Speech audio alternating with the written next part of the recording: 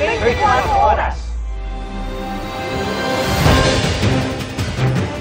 Magandang gabi po, Luzon, Visayas at Mindanao. Humina na bilang low pressure area ang LPA, pero nag-iwan pa rin ang kabi-kabilang pinsala ang unang bagyo ngayong Disyembre na Bagyong Kabayan. Sa paglandfall nito sa Manay, Davao Oriental kaninang umaga, ilang probinsya sa Mindanao ang nakaranas ng pagbaha, kaya kinansela ang maraming biyahe at pasok. Kabi-kabila rin ang paglikas sa mga apektadong residente kasama ng ilang matatanda. At nakatutukla si Kent Abrigana ng GMA Regional TV, 1 Mindanao. Kent? Mel, Emil, Pia, dahil sa epekto ng Tropical Storm Kabayan, suspendido ang trabaho sa pampubliko at pribadong opisina sa Surigao del Sur. Samantala, ilang pamilya naman ang lumikas sa kanilang mga lugar dahil pa rin yan sa epekto ng Tropical Storm Kabayan. Naha ang ilang bahay sa Lianga, Surigao del Sur dahil sa malakas na ulan. Nasira ng pagbaha ang ilang pananim. Nasa 200 pamilya ang inilika sa barangay Payasa. Si Jeffrey pinagkakasya na lang sa kanyang tricycle ang mga gamit na pwede pa niyang maisalba. Ikarga na mo sir, kaya dito sa mga perti naman ako ang baha ko sa mga. Kanya, among mga gamit na mo na lang gidala diri ang among makaya namong madala, pero ang uban namong mga gamit para sa mong balay. Nahirapan namang makalabas ang 63 anyos na si Lola Bernandita matapos umakyat hanggang tuhod ang level ng tubig. Malakas na hangin at ulan din ang naranasan sa Marihatag, Surigao del Sur ngayong hapon. Sa bayan ng Hinatuan, umaga pa lang kanina, ramdam na ang hangin na may kasamang ulan. Kasabay nito ang malalaking alon sa baybayin. Nag-evacuate na ang mga nakatira malapit sa coastal area. Nangangamba raw ang mga residente lalo't hindi pa raw sila nakakabangon mula sa pagyanig noong December 2. Ang gusto lang naman sir is matagaan may kining mga supplies sir like medicines kit, then water, especially water sir kay walay gyud among makuan sir na water. May ilan namang hindi lumikas at nanatili na lang sa kanilang bahay. Ang mangingisda na si Boyet, siniguro na hindi masisira ng bagyo ang kanyang bangka. Pantayan po lagi namo ning kuan kini nga mga balay ba. Kay basin napoy maglungka pod. Sa kabila ng banta ng masamang panahon, tuloy pa rin naman ang simbang gabi. Nga unta dili protektahan unta nga atong lungsod sa kalamidad, unta ipahilayo sa Ginoo.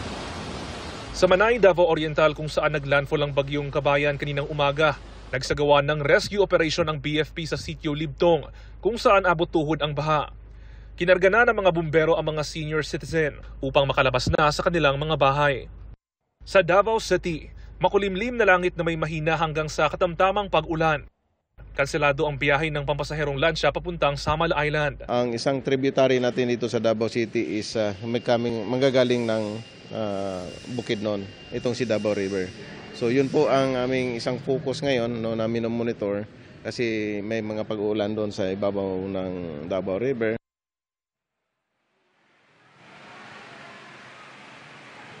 Pia, bahagya ng humina ang malakas na hangin at ulan dito sa Surigao del Sur. Pero pinapayuhan pa rin ng pag-asa ang publiko na mag-ingat pa rin sa posibleng landslide at flash flood. Pia. Maraming salamat, Kent Abrigana ng GMA Regional TV, 1 Mindanao.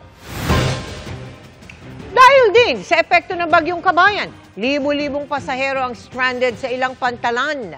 Kabilang dyan, ang ilang naipit sa Manila North Harbor na maaga sana babiyahe para sa Kapaskuhan. Ang sitwasyon doon tinutukan live ni Chino Gaston. Chino?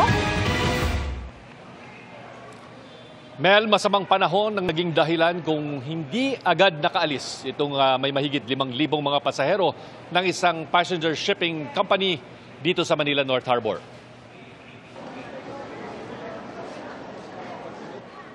Alas 7 ng umaga narito na raw sa passenger terminal ng North Harbor si Maricel Tagab kasama ang kanyang anak at ilang pang miyembro ng pamilya.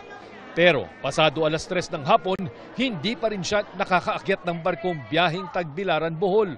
Nagkasabay kasi ang loading ng 2 barko sa North Harbor dahil na-delay ang pagdating ng mga barko dahil sa storm signal na nakataas sa ilang parte ng Visayas at Mindanao. Bali, ang antayin yung update ng Coast Guard ng 6 p.m. Kasi inaantay din nila yung update ng Pag-asa. Matagal ding naghintay si Gabriel Bellarmino na biyahe namang Cebu pero hindi naman daw siya nainip maging ang alaga niyang asong si Holly. Actually, yesterday, nag-send sila ng message na na-delay yung ng barko. So it was supposed to be is 7 o'clock today, but now it's already 5 o'clock in the afternoon yung departure for Cebu. Ayon sa kumpanyang Tugo, 2 pang barko nila ang nakapagsakay na ng pasahero kahapon at naghihintay na lang sa Manila Bay bago payagang maglayag. Tinatayang 5,400 na mga pasahero na sakay ng 4 na passenger ships ang apektado ng no-sail policy habang may storm signal. Nakiusap sila sa Coast Guard na kung pupwede ay luwagan ang mga alituntunin tungkol sa paglalayag ng mga malalaking passenger vessels. Sa ngayon, bawal maglayag ang mga passenger ships na malalayo ang biyahe kapag may storm signal sa anumang parte ng dadaanan na rota. Pag sinuma po natin yung pasahero po ng 4 na barko, ito po about 5,000 passengers. So maganda naman po ang kalagayan natin sa pier, ang mga nakita nyo naman po kanina, so maayos po ang kalagayan sa PTV, sa concourse, wala naman pong komportable po ang ating mga pasahero. Ayon sa PCG, pakikinggan nila ang mga daing ng mga kumpanya. Pangunahing rason sa paghihigpit tuwing may storm signal ay para hindi maulit ang mga trahedya gaya ng MV Princess of the Stars na pinayagang umalis dahil walang storm signal sa Metro Manila pero lumubog nang mapadaan sa Romblon kung saan tumama ang bagyo. Nananatili pa rin po yung regulation ng Philippine Coast Guard na public storm warning signal, lalo na sa malalayong biyahe, na pag signal number 1, lahat po dapat sa aalisan, yung pupuntahan, tsaka yung dadaanan, dapat lahat yun walang bagyong nakataas. Otherwise, kung may isa ron, kanselado po yung biyahe. At dahil naantala ang pag-alis ng mga barko, asahan at delayed din ang pagbalik ng mga ito sa Metro Manila. Kaya posibleng may pagbabago sa mga trip schedules sa mga darating na araw. Mel, sa kabuuan, ayon sa PCG ay halos 6,000 na mga pasahero ng barko dito sa Metro Manila at maging sa ilang parte ng Visayas at Mindanao ang itinuturing na stranded sa ngayon. Abiso ng PCG sa mga may biyahe habang papalapit ang Pasko, mabutihin pong i-check ang schedule ng inyong mga biyahe dahil posibleng may mga pagbabago daw na mangyayari dahil nga sa dulot, masamang epekto na dulot ng masamang panahon. Mel. Maraming salamat sa iyo, Chino Gaston.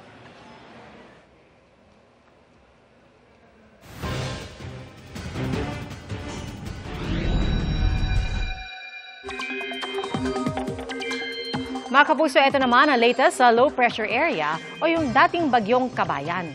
Huling namataan ng LPA sa Impasugong Bukidnon at humina ang bagyo dahil sa interaksyon nito sa lupa matapos maglandfall sa Davao Oriental kanina. Pero ayon sa Pag-asa, hindi inaalis ang posibilidad na muli itong lumakas bilang bagyo, lalo na kung makarating na ulit yan sa dagat. Maging bagyo man ulit o manatili na lang na LPA, inaasahang tuluyan nitong tatawirin ang Mindanao, dadaan sa Sulusi at sunod namang tutumbukin ang lalawigan ng Palawan. Wala nang nakataas na namang wind signal pero malakas ang hangin at magiging maalon sa maraming baybayin sa bansa. Bukod sa LPA, magpapaulan din sa iba pang bahagi ng bansa ang shear line at hanging amihan. Base sa datos ng Metro Weather, halos maghapon ang tsansa ng ulan sa Cagayan, Isabela, Aurora, Quezon, Mimaropa at ilang bahagi ng Bicol Region. At matindi ang ulan sa Northern at Central Luzon kaya magdoble ingat. Sa Visayas at Mindanao naman, umaga pa lang marami nang uulanin sa Eastern at Central Visayas, Panay Island, Zamboanga Peninsula, Caraga at Davao Region. At magpapatuloy yan sa hapon at halos buong Mindanao na ang uulanin. Malalakas ang ulan sa ilang lugar kaya maging alerto sa posibleng pagbaha o pagguho ng lupa. At dito naman po sa Metro Manila, kagaya po ng naranasan kanina, ay may tsansa pa rin ng pag-ulan bukas. Pumanaw na sa edad na 76 ang veteranong aktor na si Ronaldo Valdez. Sa gitna ng pagluluksa ng pamilya at kasamahan sa industriya, ang paggulong ng investigasyon sa ikinasawi ng aktor. Nakatutok si Marisol Abduraman. Sa kanyang Instagram post, inanunsyo ng aktor at singer na si Jano Gibbs na sumakabilang buhay na ang kanyang ama, ang veteranong aktor na si Ronaldo Valdez. Hiniling ni Jano ang privacy habang nagluluksa ang kanyang pamilya. Ang award-winning actor na si Valdez ay mula sa pamilya ng mga taga-showbiz. Kabilang sa mga sikat sa kanyang pamilya ang dalawa niyang anak na sina Jano at Melissa Gibbs. Manugang niya ang aktres at singer na si Bing Loizaga. 1966 nang umarangkada ang kanyang karir sa showbiz. At simula noon ay sunod-sunod na ang mga ginampanan niyang role sa pelikula hanggang sa telebisyon. Napanood rin si Ronaldo sa ilang programa ng GMA gaya ng Bebo Tinga. Mga anak! Sitcom na Bahay Mo Ba To? At Meant to Be. Hello, babe. Ayon sa pulisya, natagpuan si Valdez sa loob ng kanyang kwarto pasado alas 3 ng hapon kahapon at may tama ng bala. Sa loob din ng kwarto may nakitang isang baril. Si Sir Ronaldo Valdez po ay nakaupo sa kanyang sa upuan po at wala na pong malay. May tama sa kanyang right temple po. At yung baril na nasa kanyang kamay pa rin. Itinakbo ang aktor sa ospital pero idineklara itong dead on arrival. Ang QCPD nagsabing nagsasagawa sila ng masusing investigasyon sa pagkamatay ni Valdez o James Ronald Dulaca Gibbs sa tunay na buhay. Dahil may nakitang baril sa kwarto, isinailalim sa paraffin test ang lahat ng tao sa bahay ni Valdez. Bahagi ito ng standard operating procedure para sa mga insidenteng posibleng ginamitan ng krimen. At hindi nito ibig sabihin na may kinalaman sila sa nangyari. Hinihintay pa ang resulta ng paraffin at ballistic test.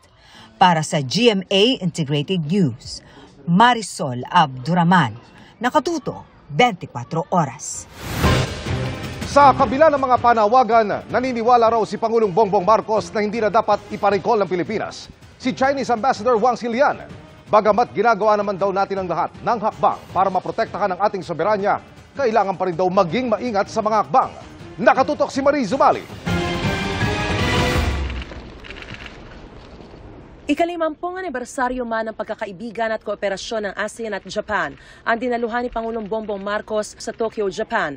Naging pagkakataon din daw ito para maisulong niya sa Japan ang binubuo nilang Reciprocal Access Agreement na aniya ay napagkasunduan daw nila ni Japanese Prime Minister Kishida Fumio na matapos sa lalong madaling panahon. Magiging malaking tulong daw sa atin ang pagbuo ng RAA. That's one of the things that I am looking forward to. That will be that will have a big multiplier effect to our capabilities. These are the kind of arrangements we are making not only with Japan, but also with other countries around China Sea in the Pacific, region. Ayon sa Pangulo, ginagawa raw natin ang lahat ng mga hakbang para maprotektahan ang ating soberanya at marami raw ang sumusuporta sa atin. Pero kailangan pa rin daw maging maingat sa mga hakbang. If we heighten the tensions, it won't lead us to a good result. So we are being very circumspect. Kaya hindi raw nakikita ng Pangulo na dapat ipa-recall si Chinese Ambassador Wang Xilian kahit pa may mga panawagang gawin ito kasunod ng pambabastos umano ng Chinese envoy kay AFP Chief of Staff Romeo Browner Jr. He's the ambassador of China, so he will always state the Chinese position. It doesn't serve any purpose for us to lose our temper or to overreact. I think Ambassador Wang is just doing his job. He's just doing his job. He's continuing to state the Chinese narrative. Of course, we don't agree with that narrative. Sa pagtatapos na ASEAN-Japan Commemorative Summit, nagkasundo ang ASEAN at Japan na magpatupad ng Joint Vision Statement Plan na lalo raw magpapalakas at magpapatatag sa kooperasyon nito pagdating sa seguridad, maritime security at connectivity. Naging produktibo rin daw ang pagdalo rito ni Pangulong Marcos pagdating sa paghihikayat ng mga negosyante. Katunayan na abot sa 9 na kumpanya ang nagpahayag ng intensyon na magbukas at mapalawak ang negosyo sa Pilipinas na aabot sa 14 billion pesos ang halaga. Sinabi naman ni Pangulong Marcos na pipirmahan na niya sa Miyerkules ang panukalang 2024 national budget, kabilang sa paglalaanan ng malaking pondo ang ating defense capabilities sa West Philippine Sea. We will improve that. We will improve our operational capabilities in every way that we can. But that's not the only side to that story. We have to, again, as I mentioned before, continue to ally ourselves with as many countries around the world, especially in Asia, but in the Indo-Pacific area. Bago bumalik ng Pilipinas, ay nagkaroon pa siya ng audience kay Japan Emperor Naruhito at Empress Masako sa Imperial Palace. Nag-uulat mula rito sa Tokyo, Japan. Para sa GMA Integrated News, Maris Umali nakatutok, 24 oras.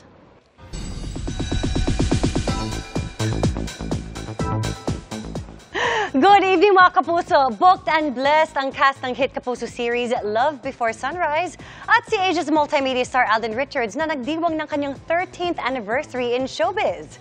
Ang kanilang hashtag Feeling Blessed moment this 2023, alamin sa Chika ni Aubrey Carampel.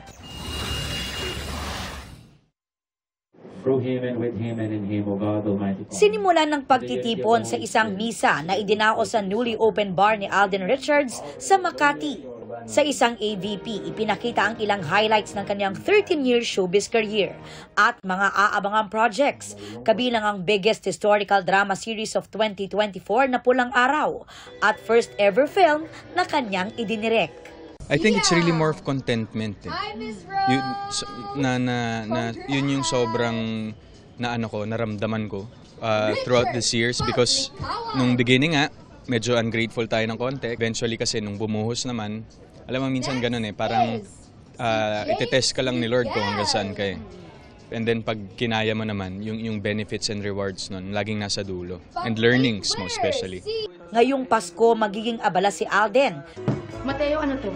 Sa pagpupromote ng MMFF movie na Family of Two, pero babiyahe raw sila pa Amerika kasama ang pamilya para doon mag-New Year at is-celebrate ang kanyang birthday sa January 2. Pero mag-work pa rin daw siya on the side para sa kanyang kumpanya. Kahanap ng opportunities, of course, now with Myriad, medyo lumawak talaga yung network. And I've met so many potential partners in the US this past few trips ko sa LA. So, Sanfo lang naman ako. So, balik-balikan lang yun, 1 hour plane ride. So, probably meet our partners there also.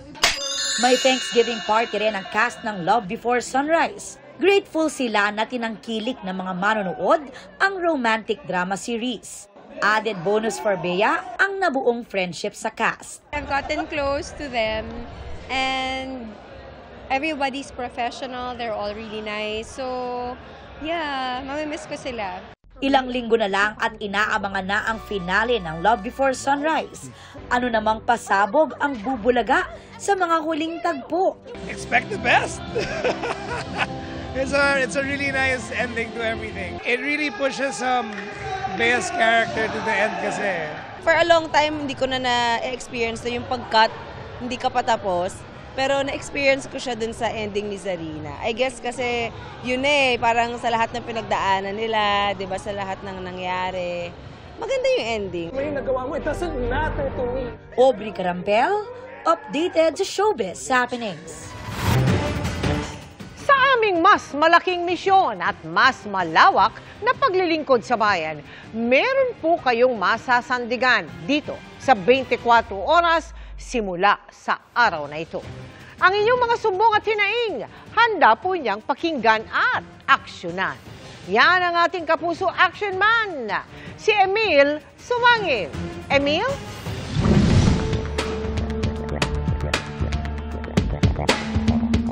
Salamat, Mel. Sa aming buena manong pagtugon sa reklamo at sumbong ng ating mga kababayan, inaksyonan ang kalunos-lunos na lagay ng mga hayop sa isang dog pound sa Medellin, Cebu. Butot balat na nga nagsisiksikan pa ang mga aso sa kulungan. Idinulog yan sa inyong Kapuso Action Man. Siksikan at butot balat na ang ilan. Ganyan ang kalunos-lunos na lagay ng hindi bababa sa 80 asong nagsisiksikan sa dog pound ng lokal na pamahalaan ng Medellin sa Cebu. Ang kaawa-awa nilang sitwasyon kitang-kita sa ipinadalang mga larawan at cellphone video sa ating programa. Sa isa pang kuha, makikita ang asong naipit ang 2 paa sa kahoy na tungtungan. Walang ibang hiling ang nagsumbong kundi aksyon. Mga April, hindi pa ganito talaga kalala yung situation. Tapos bakit hinuhuli-huli, tapos hindi pinapakain, doon ako nagalit. Ilang beses na raw niyang naiparating sa lokal na pamahalaan ng sumbong pero every time nagko-complain po ako, nililinis nila. Pagkatapos balik sa dati. Sumangguni ang inyong kapuso action man sa lokal na pamahalaan ng Medellin. Nailipat na ang mga aso sa mas malaking dog pound at ipinasilip ito sa atin ng pamunuan. Matagal na yun. Ngayon ma'am, ang mga aso ngayon po sa dating dog pound, okay naman ma'am, yun ang iyong kalagayan. Napapabayaan na umano daw sir ng LGU ang mga aso. Kinuha namin sa public area. Yung talagang payat na siya. Pagdating dito sa dog pound, inalagaan namin yun. In fact, yung taga-provincial veterinary office yung regularly. Ang local government ng Medellin may sapat na pondo and instruction niya ni Mayor na we have to sustain the dog pound in terms of budget. Malaking pagbabago raw ito ayon mismo sa nagsumbong at may pagtitiyak din ang pamunuan ng dog pound. Noong October, nagreklamo po ako, ito mayroon na ito dito, pero hindi kagaya ngayon na malinis. Ang takot ko po is, what if pagkatapos nito parang naglalaro lang po ulit? Baka Kasi paulit-ulit. Ngayon ma'am, sa akin ang nakikaya 100% ma'am, yung maayos naman ang pag-alaga namin. Yung mga may-ari ba na nahuli natin, may may-aring mga aso, tapos walang 500 pesos sir, pero gusto nilang kunin, needed ba talaga na magbayad ng 500 pesos? Dili ma'am, yung hindi maka-afford sa 500, pwede na lang. Pero basta kayo sabi sa amin nga, kunin lang yung aso pero alagaan lang sa ila. Paalala ng lokal na pamahalaan, huwag pabaya ang pakalat-kalat sa kalsada ang mga alagang aso. We still have to continue the implementation sa ating ordinansa para i-balance natin implementation ng ordinansa, pag-aalaga ng aso, and we have to secure also our motorists, our pedestrians and citizens against the proliferation of mga stray dogs.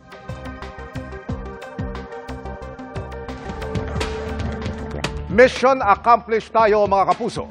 Para sa inyong mga sumbong, ipadala po ang linyo sa Kapuso Action Man Facebook page.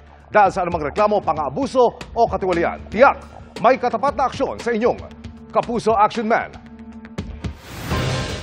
300,000 Pinoy daw ang posibleng mawala ng trabaho sakaling matuloy ang jeepney phase-out ayon sa grupong Manibela. Kaya kahit sa mismo araw ng Pasko, tuloy raw ang protesta ng ilang grupo para mapakinggan ang kanilang hinaing. Nakatutok si Jonathan Anda.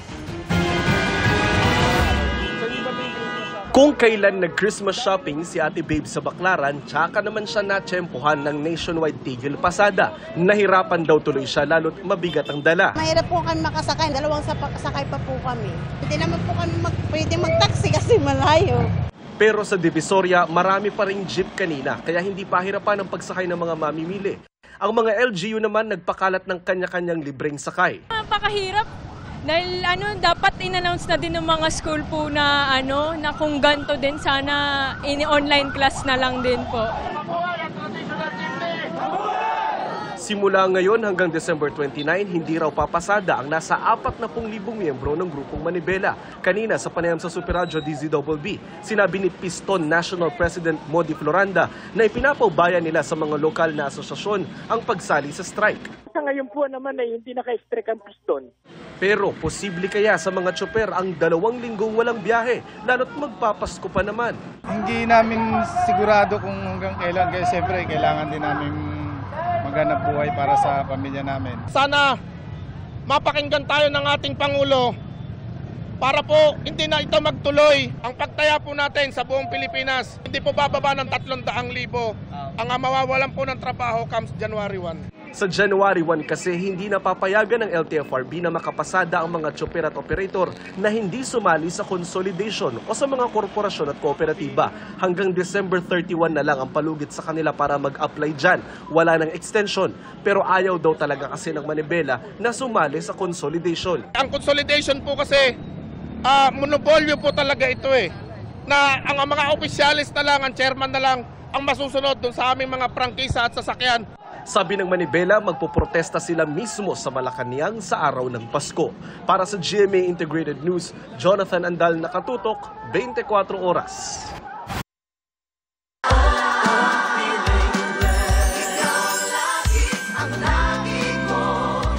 Ika nga nila, ang maliit na bagay kapag pinagsama-sama, malayo ang mararating.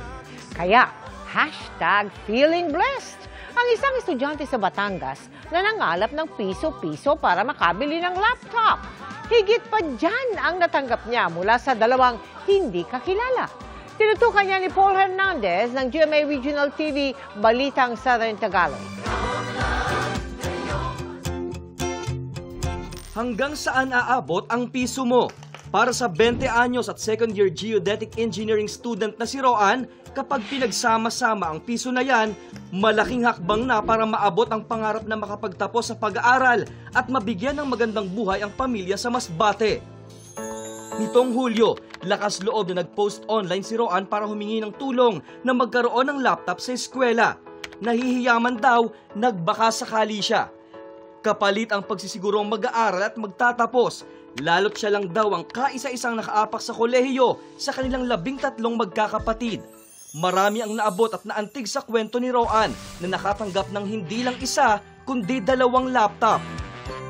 I am feeling blessed because madami pong nagbigay sa akin ng tulong na hindi ko naman po ina-expect na yun nga po, matatanggap ko po. Kabilang sa mga Good Samaritan si Marie Gail, faculty member ng Batangas State University kung saan nag-aaral si Roan. Hindi niya raw naging estudyante si Roan at kailanman hindi nagkukrus ang landas nila. Gayunman, hanga raw siya sa determinasyon at pagpupursige ni Roan. Sa palagay ko po ay yan yung mga dapat binibigyan ng pagkakataon dahil yan yung later on magiging asset sa atin. Negative man sabihin yung impact ng kahirapan, yan yung kanilang yan yung kanilang motivation. Dahil nga po sa tulong nga po, lalo po akong na-encourage na yun nga po, makapagtapos, makatulong po sa family and yun nga po, sa ibang tao. Yun nga din po ang goal ko na makatulong po sa ibang tao na nagpupursige po sa pag-aaral. Minsan, mapapaisip na lang talaga tayo. Malayo pa talaga ang mararating ng piso. Hindi lang ito simpleng barya o maliit na halaga. Dahil madalas, kaya rin ito makapagpabago ng buhay, hindi lang sa ngayon, lalo't higit sa hinaharap. Para sa GMA Integrated News, Paul Hernandez ng GMA Regional TV, Balitang Southern Tagalog. Nakatutok, 24 oras. Balik bansa na ang pinalayang Pinoy na isa sa mga binihag ng grupong Hamas at ang kanyang karanasan noong pumutok ang gera ng Israel at Hamas. Alamin sa pagtutok ni Sandra Ginal. Mula sa Israel, umuwi si Jimmy Pacheco sa mainit na yakap ng kanyang pamilya na sumundo sa kanya sa airport, saktong 1 linggo bago magpasko.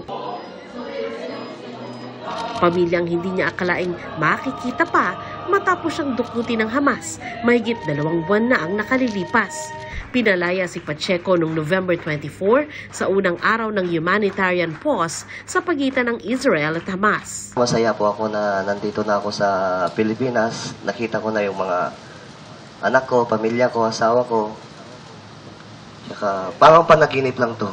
Naikwento ni Pacheco, isang caregiver, ang bahagi ng kanyang karanasan nung pasuki ng Hamas ang Israel noong October 7. Nagtago raw sila ng alaga niyang matanda sa isang bomb shelter. Sabi niya sa akin, ilak ko daw lahat ng mga pintuan, then isecure ko daw yung buhay ko lang kasi matanda naman na siya. Pero mas pinili ko pa rin nag-stay sa kanya hanggang sa huling hininga niya po. Then, yun, pinatay siya sa shelter, natutulog. Bandang alas 8, 8:30 na yun eh. Pinaputol siya ng 3 beses. Then, yung 2, tumama sa hita ko, tsaka dito ko sa ano ko. Pero please lang, awa ng Diyos. Sa kabila ng nangyari, babalik daw si Pacheco sa Israel para magtrabaho muli. May 3 job offer ng araw na naghihintay dito ayon sa kanyang misis. Ayaw ko pong maranasan nila yung paghihirap ko simula bata hanggang ngayon. Ang pamilya ni Pacheco magkakasamang magpapasko. Dumating din yung panahon na nawalan ako ng pag-asa kasi akala ko wala na. Kasi for 49 days, hindi ko po talaga nakausap or wala po kaming balita. So napakalungkot po nun. Kaya mabuti na lang po God is good po. Sinalubong si Pacheco ng mga opisyal ng Department of Foreign Affairs, Department of Migrant Workers at Overseas Workers Welfare Administration na may dalang tulong. Nangako din ng pangmatagalang tulong ng Israel Embassy. He is entitled of getting all the support like any other Israeli who is a victim of terror. Minensyon ni Clarice na gusto niyang magkaroon ng negosyo.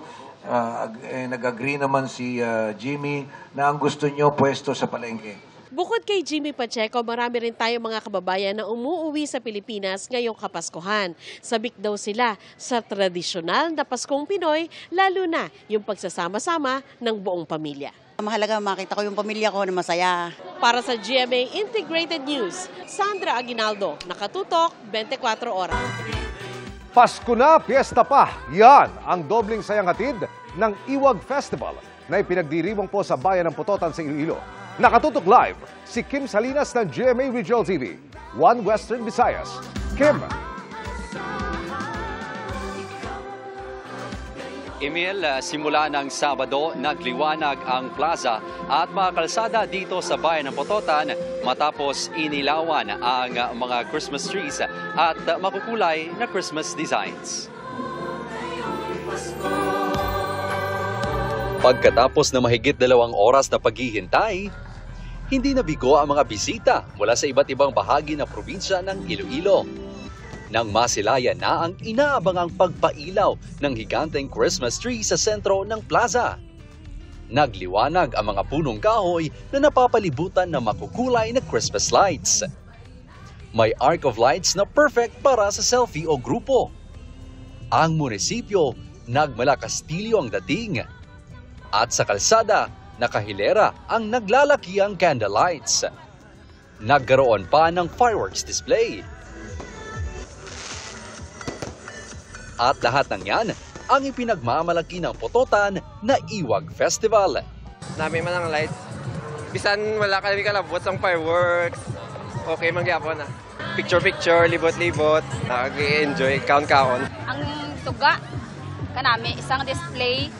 Tapos ang fireworks, pagid ang fireworks ang Pototan, wala gigalupad. Nagaluto kami sa ngamon nga panyapon, kag nagdiri lang gid kami nagkaon. Di raw dapat mag-alala sakaling magutom dahil pwedeng mag-food trip sa mura at masarap na pagkain sa food stalls. Sasabayan pa yan ng bandang tumutugtog sa plaza.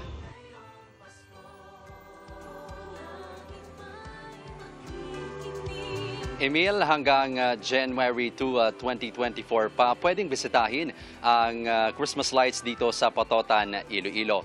Para naman mapanatiling malinis ang lugar, inaabisuhan ng LGU ang mga bisita na iwasan ang pagkalat ng basura.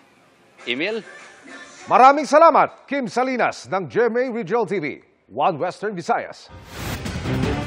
Stranded sa ilang pantalan sa Central Visayas ang mahigit 1,000 pasahero dahil sa bagyong Kabayan. Mula Cebu City, nakatutok live si Femari Dumabok ng GMA Regional TV Balitang Bizdak.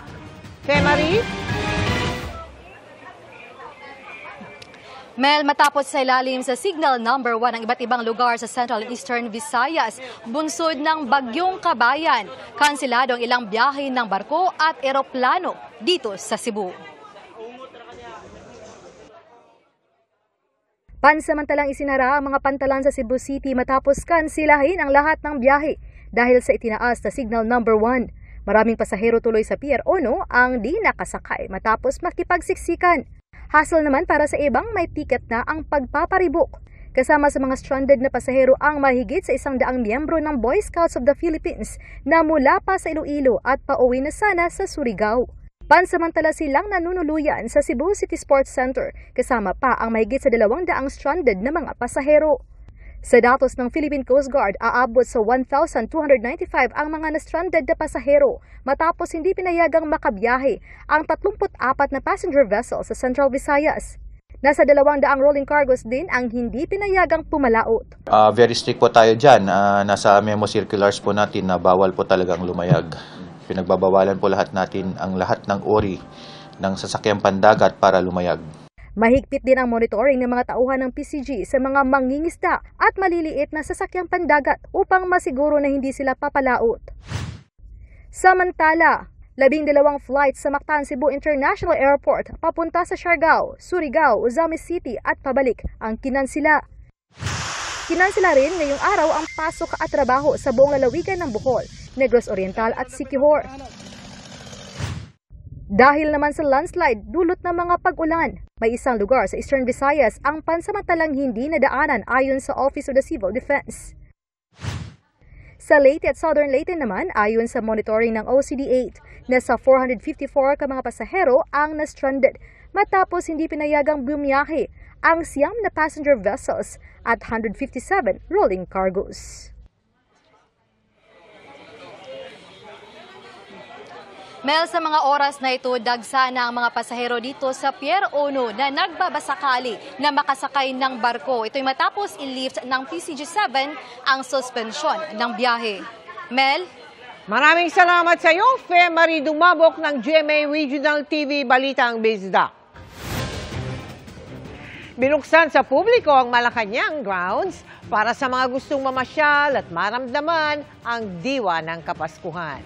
Ang mga pampaskong atraksyon sa palasyo, live na tinutukan ni Rafi Tima. Rafi? Mel, ang karaniwang tahimik na Malacanang grounds ay napalitan ng ingay ng kasiyahan matapos nga itong buksan para sa mga bata at mga young at heart para i-enjoy mga carnival rides dito sa loob mismo ng compound ng palasyo. Pamaskong handog daw ng Malacanang para sa mga kabataan.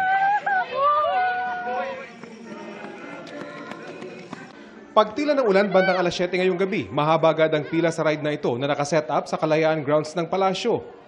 Karamihan sa mga kabataang ito galing sa mga barangay sa paligid ng Malacanang. Libre ito at kahit sino pwedeng pumasok basta dumaan sa security check ng PSG. Ang mga batang ito may basbas na raw ng magulang para magtagal dito hanggang alas 11 ng gabi. Saan nyo nabalitaan na may rides dito sa loob ng Malacanang? Sa SK po namin. So enjoy ba? Enjoy? Opo. Anong pinaka-enjoy dito? Ito po po. Pinaka-enjoy libre. Opo. Kabilang din sa mga nag-enjoy sa libreng ride sa mga estudyante sa mga kolehiyong nasa paligid ng Malacanang. Kahit na mga pambata lang to. Isip bata pwede. Yun naman ang importante, mag-enjoy, no? Opo, tama po. May dipedal ding go-kart na umiikot sa lugar kung saan karaniwang mga world leader at dignitaries ang sinasalubong ng Pangulo.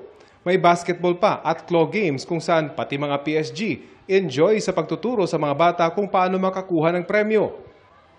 Ayon sa Social Secretary's Office, sapat ang seguridad kahit na bukas ang dalawang gate ng palasyo na katapat ng Kalayaan grounds.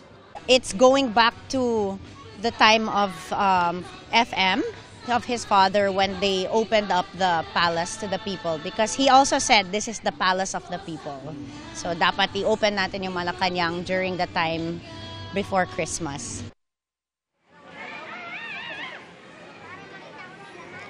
Bukas itong carnival mula hanggang December 23, alas 6 ng gabi hanggang alas 11 ng gabi. At pag nagutom, meron ding mabibilihan ng pagkain dito sa loob mismo ng compound.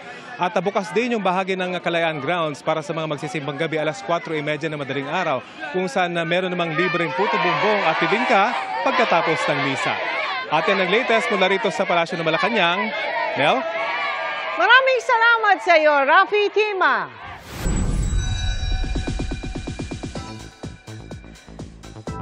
Hashtag feeling blessed this 2023 ang ilang sparkle star. At dahil it's the season for giving, ang ilan may gusto ring i-give for others. Kung ano yan, alamin sa chika ni Nelson Canlas. Games, jamming, at party-party. Ilan lang yan sa mga highlights ng Christmas party ng ilang sparkle stars. Feeling blessed ang lahat sa fruitful year ng Sparkle ngayong 2023, kaya deserve ang kasiyahan.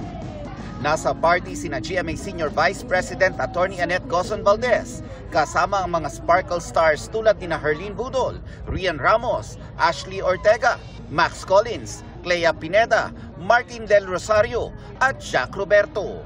Ang mga Sparkle artists thankful para sa mga natamong blessings ngayong 2023. Nararamdaman ko na feeling blessed ako this year kasi every time na nagpe-pray ako kay Lord, thank you at good health na lang yung hinihiling ko dahil sa sobrang daming binibigay niya sa akin. Pero para sa mga sparkle artists, hindi lang pagiging feeling blessed ang kanilang pagtutuunan ngayong Kapaskuhan. Paano ko ipaparamdam? Siguro by spreading positivity to people and spreading love. Lalo na sa mga friends kong nakakasama, I always make sure they're happy. I always make sure they enjoy na, ka-vibes lang with them, pakikisama sa mga tao. Being kind, it's so important just to be kind to other people. And also, by sharing my blessings, lalo na Pasko ngayon, and there's always someone that you can help to have a better Christmas.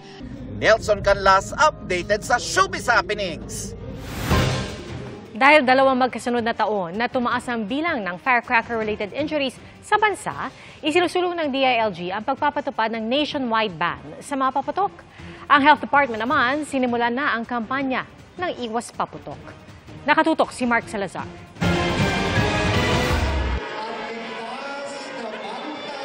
Sa Mataong Barangay, Addition Hill sa Mandaluyong, sinimula ng DOH ang kampanya ng Iwas Paputok. Bara-barangay na ang kampanya dahil 2 bagong taon nang tumataas ulit ang bilang ng firecracker-related injuries. Ayon sa DOH, sa Metro Manila dumoble ang bilang ng mga nasugatan ng paputok noong nakaraang taon at quitis ang pangunahing dahilan. Almost 101% increase. But we can attribute it to the increased mobility of people. Ang Department of Interior and Local Government isinusulong ang pagpapatupad ng nationwide ban sa mga paputok. May mga LGU nang nagpatupad nito sa kanilang lugar tulad ng Quezon City at Davao City. At may itinakda na lang na lugar para sa community fireworks display. Kasama rin sa ikinakampanya sa mga barangay ng Metro Manila ang pag-iingat sa COVID. Lalo na tumataas muli ang kaso. May 1,341 active cases sa Metro Manila, pero mild cases lamang ang mga ito.